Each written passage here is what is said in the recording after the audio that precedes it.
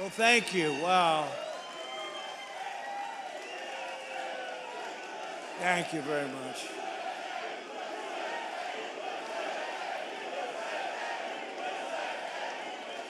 Well, thank you very much. It's an honor to be back. I love this place. I won this place. It's beautiful. This beautiful state, I won. We won by a lot. Great to be back in Michigan, and hello to the men and women of General Motors.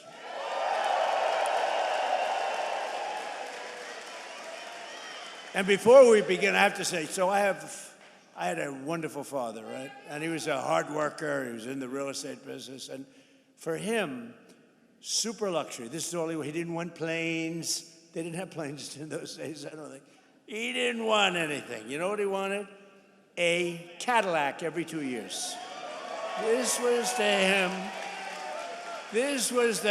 the sign of luxury. This was the greatest thing. And he got every 2 years, like you could count on it. You could set your clocks by it. And by the way, speaking of that, let's get rid of daylight saving time stuff, okay? We have a bill in. Hopefully the Senate's going to approve that one. The House approved it, and we're going to get rid of that, just to mention, you know, it's called the weave, right? We always get back to the right subject. But anyway, I did. I had a father, his luxury Mary, his super, that's all he wanted. He just wanted a brand new Cadillac, and I have to tell you a little secret. He had it stretched a little bit. This way he could be his own chauffeur. He wouldn't have to hire a chauffeur. He could drive it himself, or he could have somebody else, but he could also drive it himself. Did you ever hear that? This could be a new concept for a car.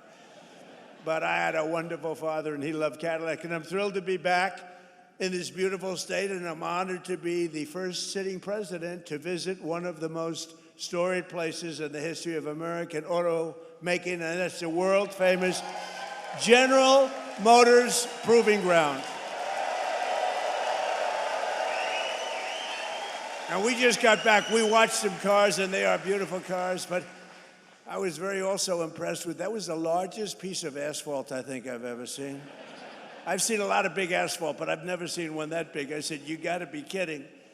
But over 100 years, General Motors carved a 5.5-mile test track out of Michigan earth and built a crucible for American cars that would change the world, and that's what happened. You have changed the world, and maybe more importantly, you have made a comeback like very few companies. You are doing really well, and Mary and your whole group have done a fantastic job. They love their cars. One of the top executives I just met, he was showing, he said, you know, sir, I just love the cars. I just love these cars. And I thought that was nice. This land bears the tire marks of every model of the legendary Chevy Corvette. It bears the scars of the first auto safety test, and that was probably pretty tough. And ever since the presidency of the late, great Ronald Reagan, who in all fairness, who I liked, but he did allow our cars to disappear into Japan and other locations. We cannot do it. We love him. But on trade, Trump is much better, much better. But this facility is proudly designed, built, and tested, the presidential limousine, affectionately known as the Beast. Have you heard of it, Mr. Mayor? I want to thank the CEO of General Motors, Mary Barra, as well as the president, Mark Royce, and the entire leadership team. Mark, really great job. The whole leadership team, the job that you've done over the last number of years especially has been incredible, and it's a display of speed and skill. Horsepower goes into these cars, and everyone's talking about General Motors, including me. That's why I'm here. And more importantly, thank you to the auto workers, the technicians, the mechanics, the welders, the engineers of General Motors, because there's no finer group of people. And it was workers like you who built this country, and now it's the men and women like you who are making it bigger, better, richer, and stronger than ever before. We are doing unbelievably well as a country. We're building more auto factories and more plants than at any time in the history of our country. And someday the fake news is going to be writing stories about it. They don't like to write those stories. That's why they call them the fake news. But for decades, the auto workers and manufacturers of this great state were sold out and betrayed by globalist politicians and corrupt special interests who let other countries steal your jobs, pillage your factories, and loot the crown jewels of American industry from Detroit and all over our country. They were ripping us off, not only in the auto business, but in many other businesses. Every president before me promised to stop it, but none of them did anything. They did nothing. But now, at long last, Michigan finally has a president who stands up for Michigan auto workers and puts America first. You know, you had a leader, I don't know if he's still with you, Sean Fain or something. This guy was bad news. I never spoke to him, never saw him. He was a Democrat. He thought that Biden or Kamala would be wonderful. You would have, Mary, I hate to say it, you wouldn't have an auto industry right now if they got elected. You wouldn't have an auto industry. But I don't know what happened to the guy. Somebody said he got fired, but I can tell you, the people that count, those people love Trump. Because I've done more for you than your parents, okay? Your parents are good. I'm not going to knock your parents, but I have been better to you than your parents. That I can tell you, and they would agree with me. Wherever they may be, they would agree. Today, I'm proud to say that the auto industry is back, and America is back, and it's pulling Detroit and Michigan along with it. Our country is so successful, it's pulling it along, but you have some great representatives that are going to become governor, senator, congressmen, women, but you have some great people. I'm going to mention them in a second, because under Sleepy Joe Biden, hold it. What's better, Sleepy Joe Biden or Crooked Joe Biden? Let's go. Sleepy Joe Biden, Crooked Joe Biden. They're both true. They're both very true. The United States had the highest trade deficit ever recorded. So we had the worst trade deficit, and our country was losing more than $1 trillion a year on trade every single year, and it got worse and worse. And if they were in there now, that number would be close to $2 trillion. The trade deficit in automobiles was more than $300 billion annually. That means outside countries and companies were coming in and just robbing us blind. And it was causing tremendous problems for your jobs. But now all of that is changing because I placed historic tariffs on foreign producers and manufacturers, including a 25% tariff on foreign automobiles, something that no other president had the courage to ever do.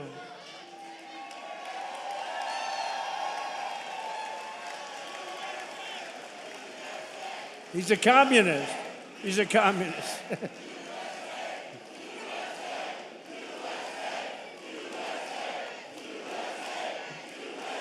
Thank you. He's a communist. We're running against communists. Now, this is great. What's going on? But we're going to win very big. No, I didn't even hear the guy, I think. You see what they want to do? You see what they want to do? They want to take your houses. They want to do things that nobody's ever even thought of before. They want to take your money. They want to raise your tax up to 80%. I gave you the biggest tax cut in the history of our country, so we'll keep it that way. And I said this morning, they also want to fire the police. They don't want police and they don't want prisons anymore. I think that's a great idea. Does everybody like that idea? No police. They want no police and they want no prisons. Where are these people coming from? But I also put a 25% tariff on all foreign trucks. So I called Mary about a year ago and I said, I hear that foreign trucks are killing us. She said, that's true. I said, congratulations. I'm going to put a 25% tariff on the foreign trucks. And you are doing a phenomenal business now with trucks. So they were killing us in trucks, and now we're killing them. My policy is simple. If you make your truck or your car in a foreign country, you have to pay for the privilege of sending it into our market and making a lot of money. But if you build in a factory in Michigan or someplace in our country, and make your automobiles or trucks right here in America, you pay zero tax and zero tariff. You pay zero tariff. There are no tariffs. And we've taken in hundreds of billions of dollars for the country aside from it, but we keep a lot. As an example, Europe is being taken over by the Chinese cars. You know that, right? Mercedes-Benz is being absolutely decimated. BMW, good companies, decimated. Volkswagen, decimated. They don't do anything about it. We don't have, to the best of my knowledge, Mary, one Chinese car in the country. They have 100% tariff, and our automakers are doing, I think, business like you've never done before, right? Right? You're doing more business, better business, bigger business than you've ever done before. In 18 months, we've slashed our trade deficit with China by the largest amount in history. Nobody can believe it. You know, if you get it down a half a point, it's a lot.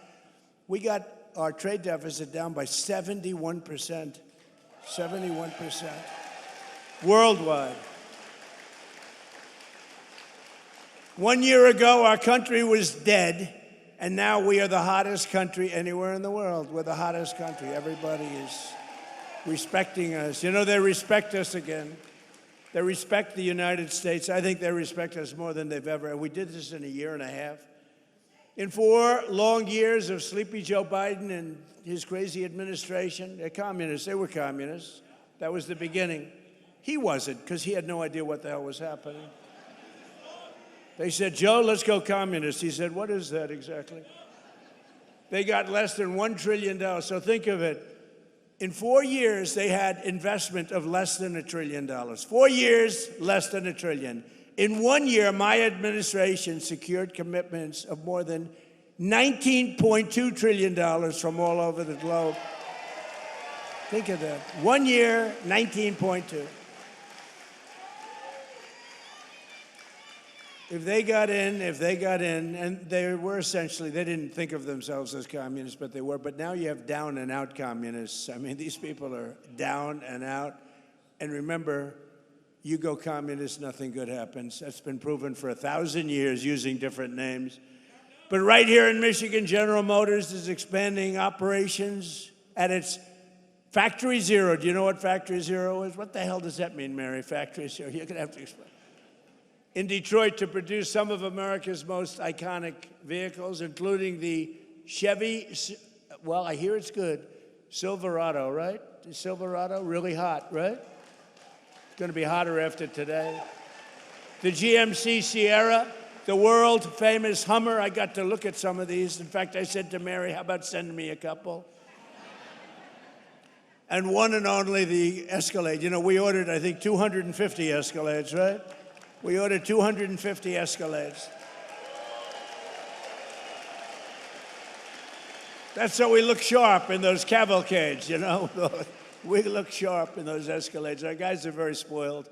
They're very spoiled. They like the Escalade, so do I. They were great to deal with. General Motors, they're making literally 250 of them, and it was about time.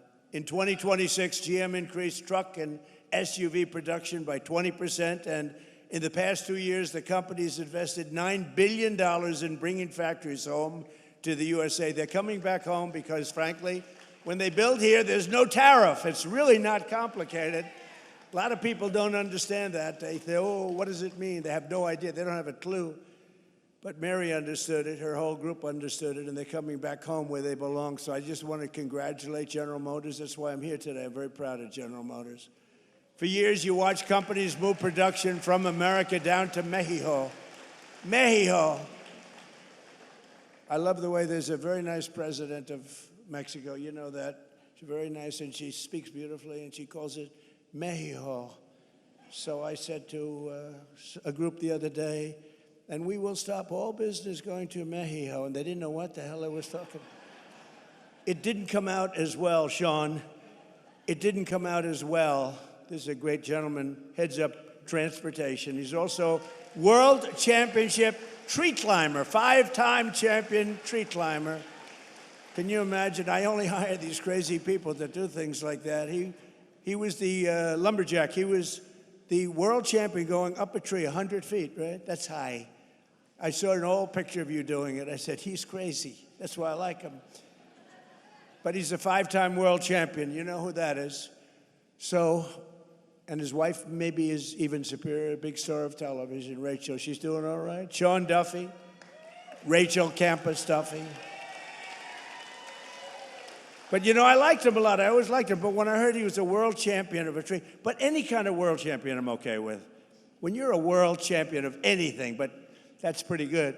But down in Mexico, and they're coming back, and production's moving from Mexico, and companies are actually moving production from Mexico back to America. Before they left, they went the other way. Now they're all coming back. Toyota, Hyundai, and others are relocating production back to the U.S. Ford is investing $3 billion to build parts of its new pickup truck in central Michigan. All these things I told you, but only Brian. Where's Brian?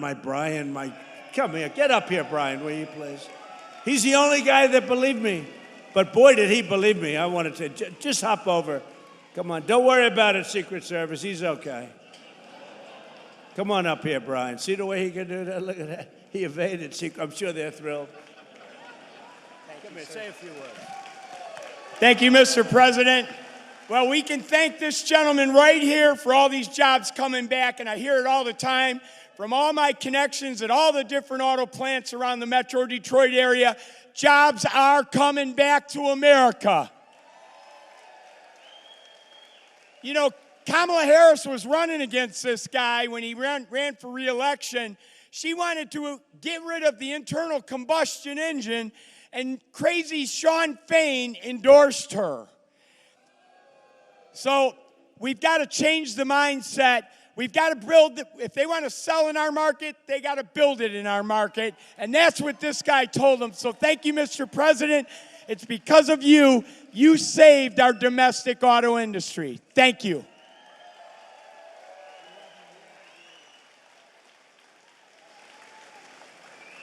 Look at the arms on that guy. I don't know. He's been with me from day one. The first time he said, years ago. And I think I produced, Brian, would you say I produced even more than I said, right? Yes, sir. Even more. Yeah, exceeded expectations. True. We like that. Thank you, Brian. He's a great guy, and he's got a group of followers that are unbelievable. Where are they? Oh, yeah, there they are. He's got a great group of people. But for decades, we were told that it was totally impossible to bring back American manufacturing. Obama would say it, remember? Barack Hussein Obama. He was so bad for the auto industry, I don't know, you know. Honestly, I don't know how you vote for Democrats because they are so bad for the industry. But it turned out that all you really needed to get him back was a new president, somebody that understood business, understood what it was all about. I've been complaining about it for many years. On day one, I ended Biden's insane electric vehicle mandate that would have crushed the U.S. auto industry forever, would have never come back. Remember that? Everybody was supposed to have an electric car within, 15 minutes. And I don't want to say this in front of Mary because she'll change your mind, but it takes far fewer people to build an electric car.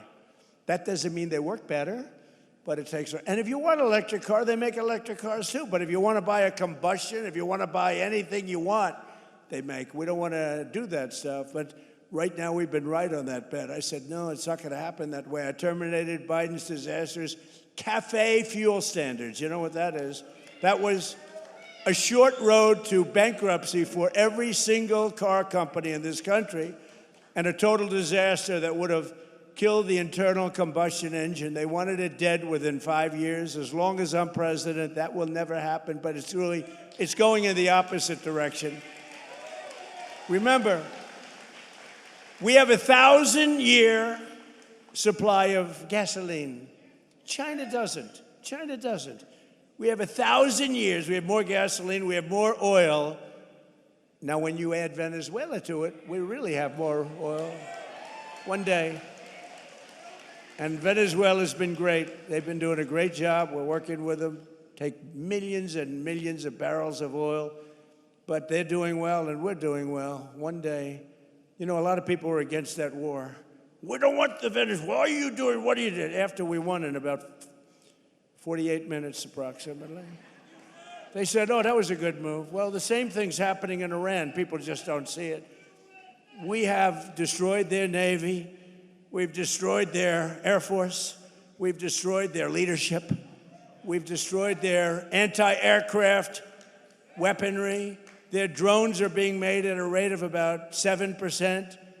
We destroyed most of their drone manufacturing capability, their missile manufacturing capability. And right now they're talking to us about making a deal. But if we didn't do it tough, there would be no talk. You know, for 47 years, which is really 50 because people have been using 47 years for 3 years at least. But for 47 to 50 years, they have been talking, and all they do is tap everyone along. They were the bully of the Middle East, and they were the bully of us. And Obama came along and gave them tens of billions of dollars. He gave them $1.7 billion in green cash. Remember that? Put them on a Boeing 757, flew it to Tehran, $1.7 billion in green. He thought he could bribe them, and instead they thought, what a stupid country this is. How stupid. No, you can't bribe them. You got to beat them, and we're beating the hell out of them. But we'll see how it turns out. Right now, they have very friendly negotiations going on.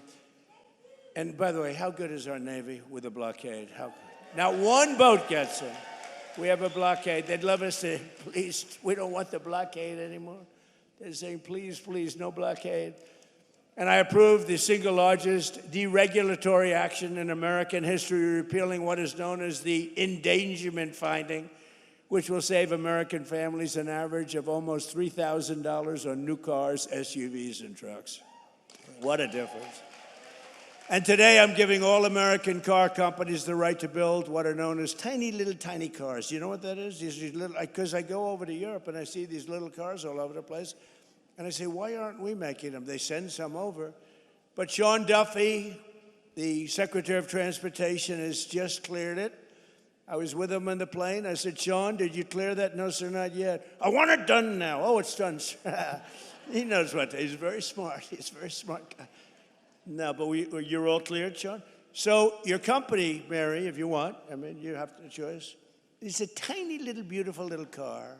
I'm not sure I want to get hit by one of your Silverados, okay, or one of your Cadillacs, but you'll make them as safe as possible, right? You put a little cocoon around them. See, I would have been a wonderful automobile designer. But you have the right to do it, and they sell, inexpensively. They're actually beautiful. I don't know if I'm going to be using one. I'm not sure if Secret Service would love me driving around in one, but there's a tremendous market for it, I think. It really is a tremendous market. They are quite something. And thanks to our Republican majorities in Congress, we also made interest on auto loans fully tax deductible, but only if the car is made in America. If it's not made in America, we have no interest in doing that. And I apologize for the air conditioning, but this room was not built for thousands of people. This room was built for a few people making cars, not for thousands of people. And it is a little warm up here, but I love that because every time I make a speech, I lose weight. It's wonderful. It's a wonderful way to lose weight. Under our leadership, investment is booming, incomes are rising, and the stock market has 73 all-time highs. Think of that. In a year and a half, we've had an all-time high. And your 401ks are up by $32,000 and more in just a year. And one statistic that I say, because, the fake news, the reason they're fake news, they're terrible. Terrible people in many cases, not in all cases. You have some professionals, but they refuse to say there are more Americans working today in the United States of America than at any time in history. How about that? That's, to me, that's a stat that's hard to beat. And it was just announced that inflation is dropping at the fastest rate in more than 6 years. We're dropping it. I inherited this mess. I inherited an open border where 25 million people came in. Many of these people were criminals, murderers. people from jails, people from mental institutions. I inherited that. We've got a lot of them out, and we're getting a lot of them out. We have 11,888 are murderers, many of whom, they say more than 50% of whom killed more than one person. We don't want them in this country. They allowed them to come in through the stupid open border. They came in like water, you've seen it. And right now, it was just announced, again, this is now the 15th month in a row, 0 people have come through our border illegally, 0.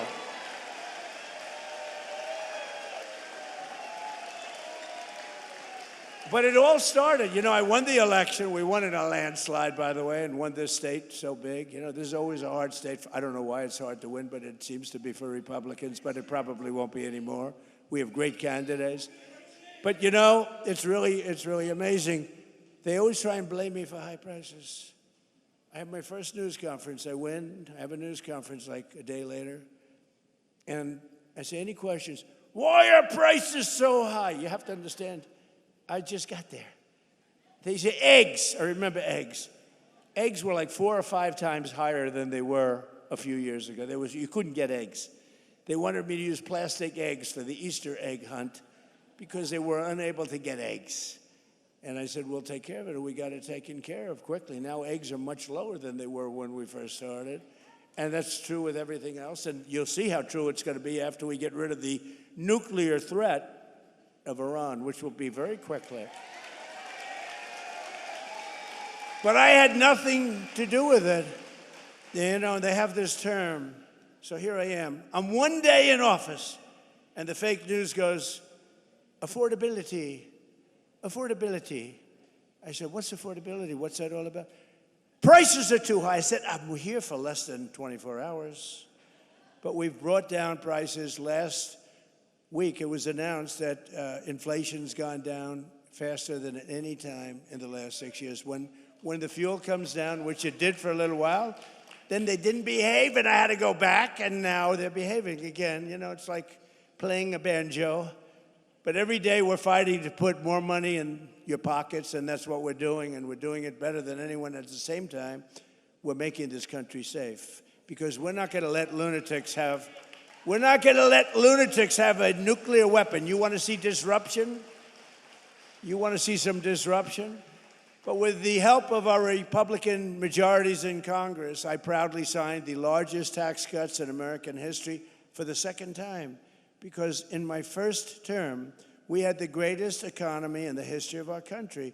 We got hit with COVID at the end, but we did a great job in that. Operation Warp Speed and the whole thing. We did a great job. Didn't get credit, but that's okay.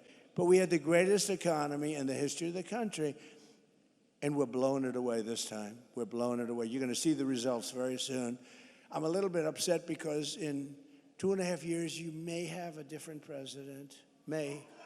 And that president will be saying how great the economy is doing. Look at all the jobs that he produced. We have more factories being built than at any time in our country's history. They're all going to be opening now and soon. And I got some guy or woman who is going to take credit for that. Will you please remember that I did it, okay? I did it. I did it. I'll be sitting home. I'll be reading the papers. I'll be watching television. And I'll be having some guy like last time, a real idiot, stand up, say, we are doing record business. We are making more automobiles. But by the way, don't worry about it, Mary. They'll screw it up. It won't take them long to screw it up. But we're not going to let that happen. Our great, big, beautiful bill gave us no tax on tips, no tax on overtime, and no tax on Social Security for our great seniors, right? That's our big deal. And the overtime you're working, and I don't know much, but I know you're making a lot of cars, more than you've ever made before. I assume, are they getting a little overtime, Mary? She doesn't want to say it. She is. I know you are. No tax on that overtime. Think of the no tax on tips in Nevada. I went, and a young lady came over, a beautiful waitress. She was a waitress and very beautiful, but I'm not allowed to say that politically, because if you call somebody beautiful, that's usually the end of your political career. But she happened to be beautiful. but she happened to be beautiful. And I say, what's going on? Oh, sir, I'm getting killed with tips. I'm getting killed. Sir, there should be no tax on tips. I say, what? I'm sitting down with a group of people, very boring group. We're all bored. At my hotel in Las Vegas, and she comes up and she says, sir, there should be no tax on tips.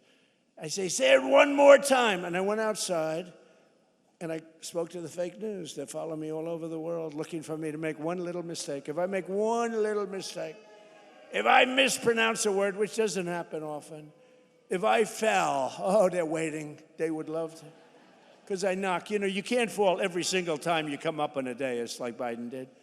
Oh, if I slipped even a little bit, it would be headlines all over the world. So I'm very careful, very judicious as I walk down the airline, way the hell up in the sky.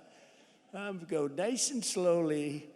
We don't want to give them, but it's true. It's like what they do. I mean, it's so unfair. But they know how well we're doing, and now they're starting to report it because they have no choice. Because every record that's being broken, all these records that are coming out, not only in your business, we're leading in AI. We're beating China in AI. Nobody expected that. We're building more plants than anybody in the world. And frankly, the businesses are all moving. You know, many of these businesses, they left here and they went to foreign countries. They went to Germany. They went to Mexico and Canada.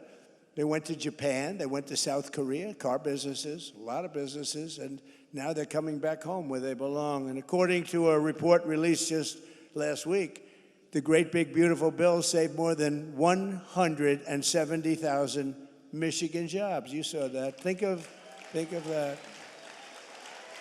If you took 170,000 people off of your tax-paying payrolls, think of how many people that is, filling a big stadium up 3 times. But remember, every single Democrat, it's a new word that I use, Democrat, I just exchange the E for the U. It works out quite nicely, thank you. But they're Democrats. They want open borders. They want men playing in women's sports. They want transgender mutilation of your children. They want the transgender mutilation of your children for everyone, so I call them Democrats. And the Democrats don't want to have voter ID. And the Democrats do not, Brian, you know this, they don't want to have a thing called proof of citizenship. So why doesn't somebody want voter ID or proof of citizenship? Because they want to cheat, okay? There's only one reason. Actually, most Democrats do want it. It's only the politicians, because they could never get elected. If that ever gets approved, they will never get elected again. But every single Democrat in Congress voted against our massive tax cuts for working families. All of the things, no tax on tips, no tax on overtime, no tax on Social Security, all of these things they voted against. They just voted against. They voted against voter ID. They voted in favor of the transgender mutilation of your children, in favor of men playing in women's sports. I've looked at men playing in women's sports. It's very unfair. I had one of the top NFL football players standing next to a wonderful female athlete, and they were playing a game of football. If you can believe this whole thing, this game did not work out very well. This was not a game that she will ever want to play again, I will tell you. The whole thing is crazy. There's something wrong.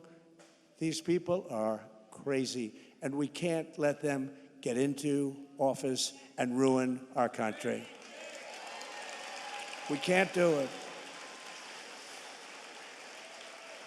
And the congressional Democrats voting for tax hikes, they're voting for open borders. The Green New Scam are their side. Remember the Green New Scam? Everything had to be green, the world is going to collapse, it's going to be gone. 15 years ago, they were saying we only had 12 years left, but we're still here.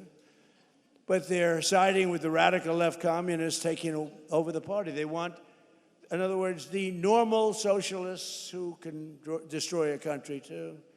They're not going fast enough. Do you remember, like in one of my State of the Union speeches, I said, we will never be a socialist country. But I was right. We're going to be a communist country. That's what they want. They skipped socialism. Can you believe it? But communism is the greatest threat to our country in history, including even World War I, World War II, Pearl Harbor or 9/11. I mean, this is a serious threat because they're going to promise all sorts of things. In 1 year, the country will be absolutely bankrupt. You'll live in squalor. You'll live in fear. You won't have police. You won't have firemen. You won't have anybody. You're going to be, it's a disaster. Even the thought of it is a disaster. And we have the hottest country in the world. We don't want to have it, and we have to be strong about it. We can't be nice. You know, a lot of the Republicans are nice. We're a very nice party. We shouldn't be so nice, to be honest with you. But we can't let them get their claws into this incredible, they call it an experiment. I don't think it's any longer an experiment. This has been going on for a long time. We have good years, bad years. We're having the single greatest year we've ever had as a country. We're not going to let these people destroy it.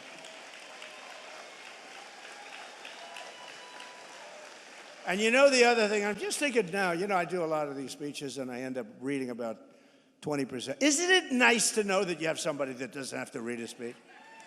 And it's even better to know that you have somebody that can read a speech if he wants to. The other guy couldn't even read a speech. But I'm just thinking about it. This is maybe going to make news because I've never said it. I'm just thinking about now, when they take something over, it's always dirty. The sidewalks are dirty. The people are, I hate to say this, not clean, okay? The curbs are loaded with you-know-what. The smell is terrible. I mean, I see it happening to cities. Blue cities are all blue. They're all blue. We don't have problems with the Republican-run cities, I mean, for the most part. But they're dirty. I said to somebody about a certain city, I don't want to say the name of it, but it's run by the radical left. I said, how is it doing? Because I love it. And they said, it's filthy dirty. It's so dirty, they've never seen it like that. It's so filthy dirty. And I just thought of it. Nobody ever says that. You know, I'm sort of a clean freak. I like clean. Do you ever see Washington, D.C.? Do you see what happened? Washington, D.C., it was filthy. Graffiti all over the place. We fixed up 72 monuments and fountains, and we've done an unbelievable, we took the graffiti off the beautiful marble columns. We have new grass going down. But you know what we did the best? We stopped crime in Washington. It's down 88%. And we moved out over 5,000 career animals. We moved them out, and it's really considered a very safe city. All the restaurants were closing up. Nobody wanted to operate a restaurant. We have a great restaurant here. Where are you from, Michigan? Where's my restaurateur? He was one of the great. Where's Mark? Mark, you're right in front. How'd you get such a good seat? He's a great restaurateur, but everything you have is clean. But you know, it's true. And I'm just saying, they take over. Everything becomes disgusting and dirty. It's dirty and filthy and grimy. It's not clean anymore. Look at Washington, D.C., what I've done in a short period of time, working with the Department of Interior, Doug Burgum, and the whole group. We have done some job. We've taken graffiti-filled statues all over the city and monuments and waterfalls and everything, the beautiful reflecting pond where we get, I mean, we did some job. Somebody comes along and starts cutting it with a knife. They're sick. It's in the hospital now, but it's going to get better very soon. It's almost ready to open. We could have kept it that way for a while, but I didn't want to do that. I want to have it fixed perfectly. But these people are very terrible.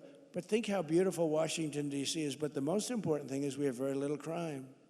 And there's a statistic that's incredible. 2% of the people create 91% of the crime because you can handle 2% of the people. We get them out. And our military, our National Guard has been unbelievable. And they work with the D.C. police. But they've been unbelievable. So I just want to thank them. But Washington, D.C. is now, again, and it's going to get only better. It's going to get all new grass. The parks are getting all new grass. I have a man who's a fantastic man, one of the biggest grass growers. I know everybody. I know grass growers, but he's actually a very rich guy. He wants to fix up the parks, all brand new grass. We're going to do a job. He donated the grass for the White House. We're building a heliport, and we're building a drone port, and we're building a great ballroom and a military facility as part of it, and it's incredible. And people cannot believe how it looks. Washington, D.C., think of it, is now a really safe city, and it's so beautiful again, and people are proud of it. It's our capital. They have to be proud of it. It was a crime-ridden mess. And the other thing, I got a call from the governor of Louisiana, and he said, sir, we have Mardi Gras coming up in New Orleans. Could you please help us? We are such a disaster. The crime is so bad. And they've had a lot of problems with crime. And I sent our team in there and called me back. He said, you know, crime is down almost 80%. Think of that, almost 80%. This was 8 months ago. And they had the safest Mardi Gras they've ever had. And in Memphis, Tennessee, the governor called, and the mayor called, the Democrat mayor called, that they need help. And Memphis was very, very dangerous. Companies were leaving. Too much danger. It was really dangerous. You couldn't walk down the street. And now crime there is down 77%, and it's getting better all the time. And if they do that in New York, Chicago, Los Angeles, we would take care of it so quickly. But we have to get called. I want them to call us. I don't want to say, I don't want to, they're running it. I want them to call us, and we will get rid of the crime so quickly your head will spin. But we're pleased to be joined today by some of the incredible patriots fighting for Michigan workers, including representatives, a friend of mine, she's unbelievable, Lisa McLean. Stand up, Lisa. Great. She's great. She is great. And she's tough, too, I want to tell you. I'm not going to say she comes in a small body, but she comes with fire and brimstone, right, Lisa? And we love Lisa, respected by everybody. Tim Wahlberg. Tim, great. 18 years he's been doing it, and everybody respects you a lot. Thank you, Tim, very much. We appreciate it. Another congressman who's doing really, really good. He's going to have a tough race. You got to help him. Tom Barrett. He's here someplace. Where's Tom? Tom? Come on up, you three. You come up. Lisa, come on up. And John James, come up. You have to win, John James. You have to win. I also want to thank Secretary of Transportation Sean Duffy, Michigan House Speaker Matt Hall, Army National Guard Captain Mike Bouchard. Where's your father, Mike? Where's your father? Where's Mike? I just met your father. He's the best-looking police. Where's Mike? You want to come up? Come up here. Come here. Your father's so proud of you. He's standing, and he had more medals than anybody I've ever seen. He's saying, my son is doing good, sir. I said, he is doing good. Navy veteran Amir Hassan. He's a congressional candidate. But we got to get elected. He's good. Thank you, Amir. And Amir comes from a great General Motors family, a long line of General Motors, and former congressman. So here's a man who's running for the Senate. I happen to think he won last time, okay? He's a great guy, and he's respected all over Washington. He's one of the best candidates we have anywhere.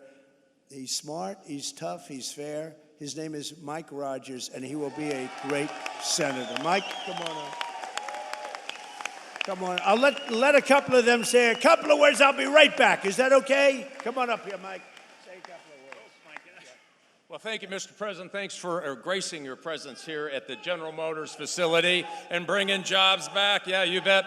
Imagine if, Mr. President, you have a senator that cares about much about manufacturing, especially in Michigan, than you do. That's a change we absolutely need. And when I get back there, Mr. President, I promise you this. I will work with you to protect our families, protect our freedoms, protect our factories, protect our finances. And when I get back there, Mr. President, if you haven't gotten it done, we're going to pass the SAVE Act. Save America. God bless you.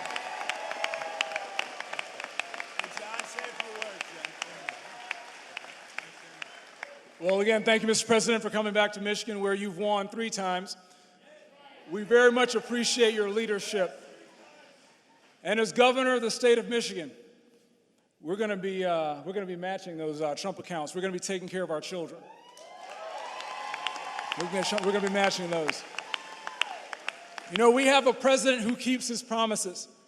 We have a president who looked at a situation and he said, you're going to have very fast planes in Macomb County. You know what he did? In the very first 100 days, the President of the United States, President Donald J. Trump, delivered F-15EX to Selfridge Air National Guard Base. The president has always been looking out for Michigan jobs. The status quo doesn't work for Michigan. The President Trump is pushing back. And as a result, President Trump signed my bill to protect our automotive industry against the harmful California EV mandates. And as a result, our jobs are coming back to Michigan. But most importantly,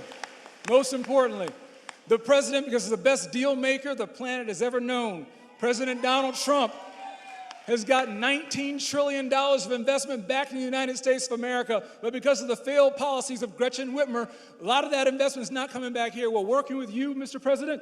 We're going to make sure that we have an environment where we can bring that investment back to the state of Michigan to create jobs right here for the best auto workers in the world. Thank you so much for your leadership, Mr. President. God bless you. We have your back.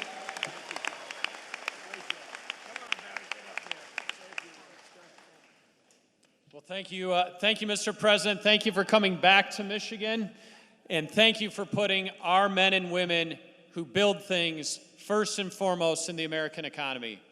Thank you for being here today with the men and women that I have the privilege of representing in Congress to tell them and show them just how important Michigan is on the map. The hard work of the people here put America on wheels, puts our economy on overdrive, and provides livelihoods for families across our country, especially right here in Michigan. Manufacturing is our largest industry. Our president understands that. He's stepping up every single day to make sure that we bring more manufacturing jobs back to America, back here to Michigan, and I'm proud to stand with you today, sir, in recognition of that, and thank you so much for coming to Michigan again today.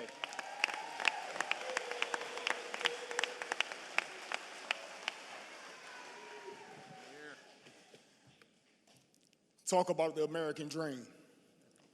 Born and raised in Flint, Michigan, the birthplace of General Motors. Son of a father, a grandfather, a grandmother, an aunt, an uncle that all work for General Motors. Son of an educator. Protecting America, getting back to the fundamentals and the foundation that made us great in the beginning, that's what we're doing this cycle. The contrast is clear, the time is now. If you love America, make noise. If you believe in first responders, make some noise. If you back our military, make some noise. And if you're proud to be a conservative,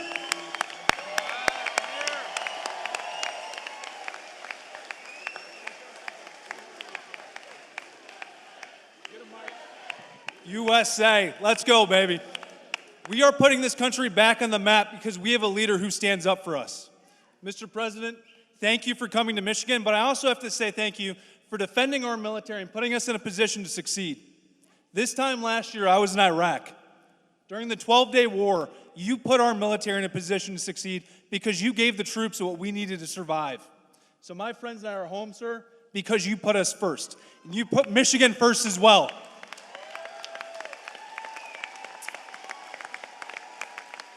It took 47 years to stand up and say lunatics can't have nuclear weapons. It also took decades to reshore jobs. Reshoring jobs wasn't a thing that we talked about before President Trump came back. Now jobs are coming back to Michigan because we have leaders to stand up for us. We need to win this election in November so we can keep growing. Thank you, Mr. President. Let's go, Michigan.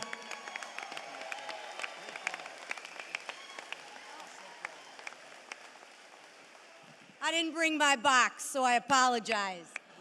But take a moment and look around. Look at how many people are filling this manufacturing facility.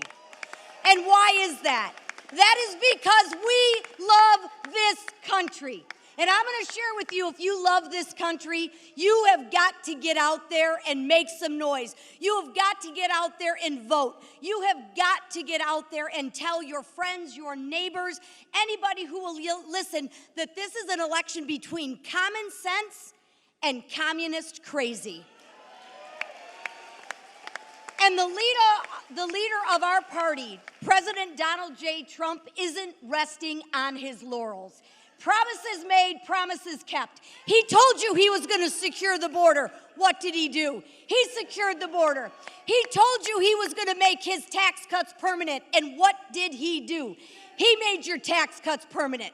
The last thing we need to do is make sure we pass that Save America Act. And we will do that because we will secure our elections to make sure that this country continues to live in a democracy, to continue to be a republic, because there is nobody that loves this country greater than the man standing behind me, and that's our president, Donald J. Trump.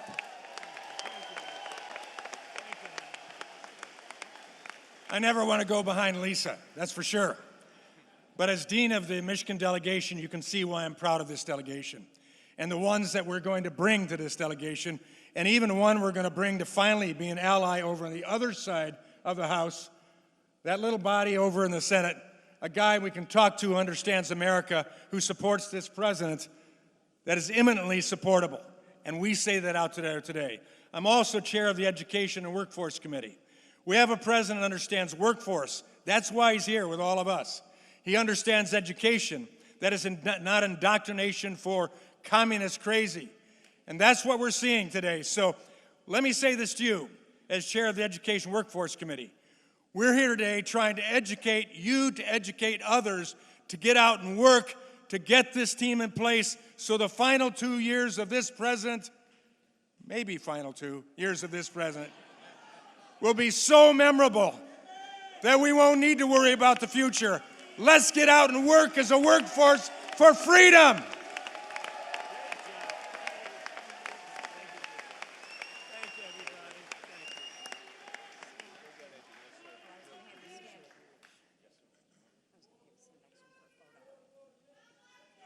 Thank you, everybody. Thank you. Thank you. Thank you. Thank you very much. What a group. Thank you very much. That's a great group. We got to get them elected. Also with us is the mayor of Hamtramck, Amir Galib. Thank you very much, Mr. Mayor. And Mark, thank you very much for being here. Mark Zarkin, a great guy. And a man who's been with me from the very beginning. Again, I have to do it because this guy has been like, he got it a long time ago. Brian, thank you very much, Brian. Thank you. Thank you very much. Especially, he has been right from he got it right from day one, you know? So we don't forget that. 18 months ago, we inherited a catastrophe from the Biden and from the radical left Democrats. They created the worst inflation in 48 years, wide open borders with millions and millions of people from mental institutions, insane asylums, the world's worst prisons pouring into our country from all over the world. They came. They came from South America. They came from the Congo. They came from places from all over the world. We had transgender for everybody, men playing in women's sports, crime ravaging our cities, and the whole world was laughing at us as a stupid nation. They called us a stupid nation. But they're not laughing anymore. America is respected again, I think like we've never been respected before. You saw I went to the G20, I went to the G7, I went wherever we go, they're looking at us as the real leader again. For a long time that hadn't taken place. Under our leadership, we're making the largest ever investment in the United States Armed Forces. And right here in Michigan, I got 21 new F-15EX Eagle IIs for Selfridge Air National Guard Base, ensuring that Michigan stays at the cutting edge of North American air power. Selfridge was very, very important. It's a big deal. It was closed. It was over. It was going to be closed. Now it's open. We have the strongest military anywhere in the world by far. We have the greatest people. We have the best equipment in the world. I built it during my first term, and I'm using it now. We had no choice. Again, we can't let what was happening in Venezuela go on, and I was very decisive, but we can't let what was and is going on. They killed 52,000 protesters. Think of it in a 4-month period. 52,000 in Iran. But we've already paid for the Venezuela operation, as I said, and likewise we're winning big time with the Islamic Republic of Iran, and we're ensuring that they never have a nuclear weapon. When somebody comes up and says, why are we doing this? Just say, because we cannot let them have a nuclear weapon. It's very simple. That's all you have to say. There's nothing else you have to say. If you understood the power of the nuclear weapons, you'd understand exactly what I was saying. When I took office, we inherited the worst border in U.S. history, but we quickly turned it into the most secure border in the history of our country by far. And in the past 14 months, a number that's not even believable, but it is what it is. It's published every month. A historic record of 0 illegal aliens have been admitted into the United States. 0. And now, as you've been reading, crime is plummeting nationwide. Last year, we achieved the largest drop in the murder rate ever recorded to the lowest level in 125 years, 1900. That's before my father. Bring up my father. That's before my father was born. 125 years, lowest murder rate. And that's despite the fact that we have people in this country that shouldn't be here. That's despite that. But a lot of them are being brought out very rapidly. Under my most favored nation policy on drug prices, we're delivering the largest prescription drug price cuts in the history of our country by far, with differences of 400, 500, and even 600%. Nobody can believe it. We were the highest priced for decades, the highest priced in the world for drugs, prescription drugs. And now we're the lowest price in the world. So you think that was, I won't bore you with the way I did it, but no other president was able to do it. I'm not sure they even tried. But all of you have to go out and go to TrumpRx.gov, TrumpRx.gov, and you're going to find that you're going to buy whatever you're looking for at a tiny fraction of what you were paying. To stop the massive theft of taxpayer dollars, we ended Medicaid for illegal immigrants, and we launched the war on fraud, led by our great Vice President, J.D. Vance. It's having a tremendous, we're finding unbelievable levels of fraud. Minnesota, that governor is so crooked. Ilhan Omar with her brother, so crooked. But it's all under very serious investigation. We're finding billions of dollars, billions. In just 18 months, we've turned this country completely around, and it's still, we're going to do still better, but we have a turn. We're hot. Jobs are up. Inflation is down. Our border is secure. Factories are opening at record levels. Investment is booming. Michigan is thriving. America is winning like never before. And again, Iran will never have a nuclear weapon. With the help of our Republican majorities in Congress, we will crush violent crime to the lowest levels ever, impose harsh new penalties for dangerous repeat offenders. They are very bad. Crack down on Marxist prosecutors, and we will end no cash bail, which really got the crime started more than any other single event. No cash bail. You kill somebody and you walk out.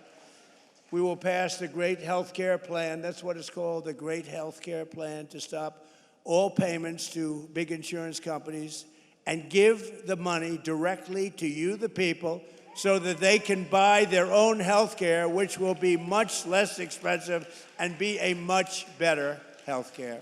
Very simple. And the Democrats are fighting us on that one, too. They're fighting us as hard as you can fight because, you know what? They happen to be owned by the insurance companies.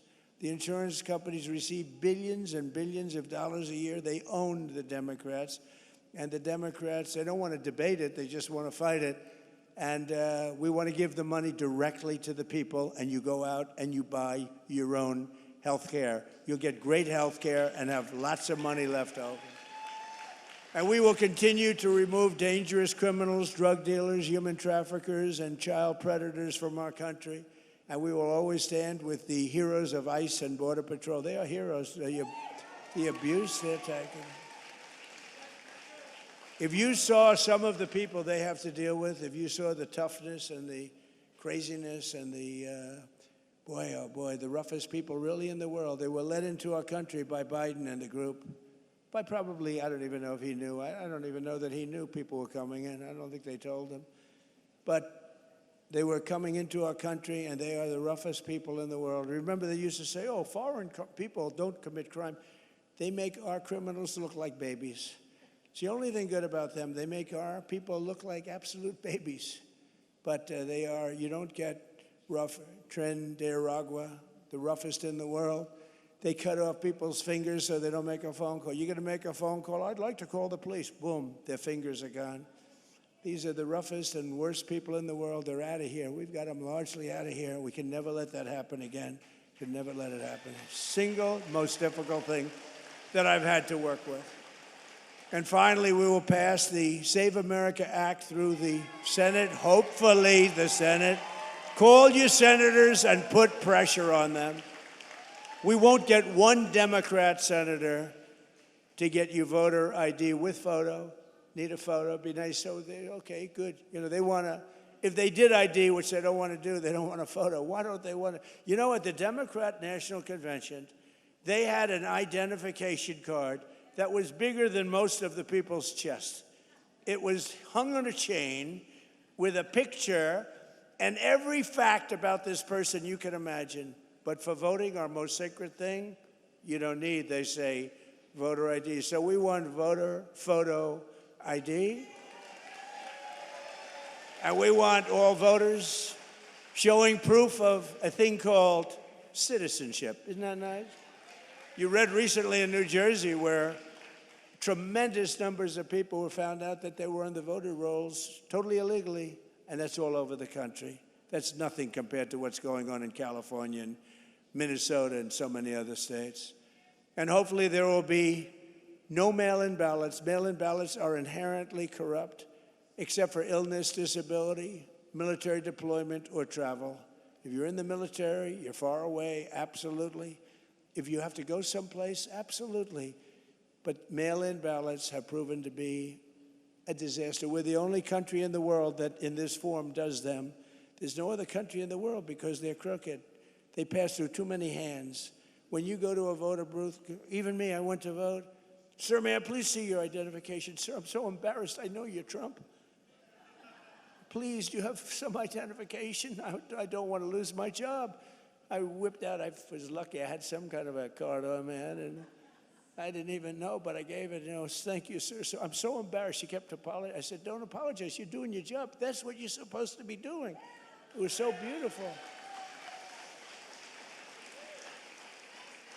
And we will enshrine in permanent law, where we had a big Supreme Court victory the other day, but not complete, no men in women's sports,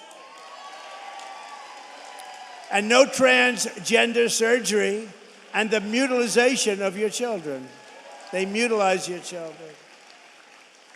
So, ladies and gentlemen of Michigan, the golden age of America is upon us. We're in the golden age. This is an age like no other.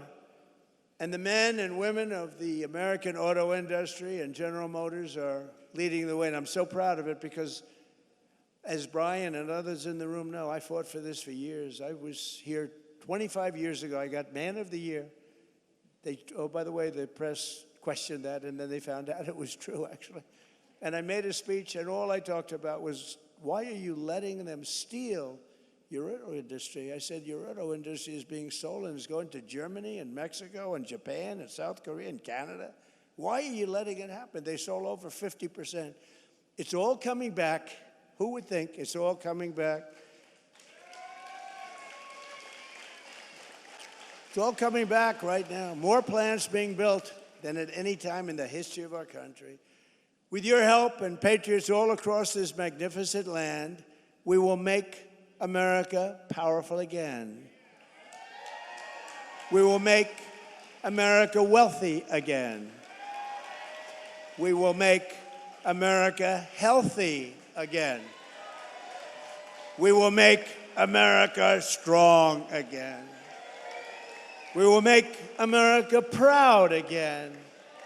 We will make America safe again. And we will make America great again. Thank you, Michigan. Thank you very much. God bless you all. Thank you very much. Thank you.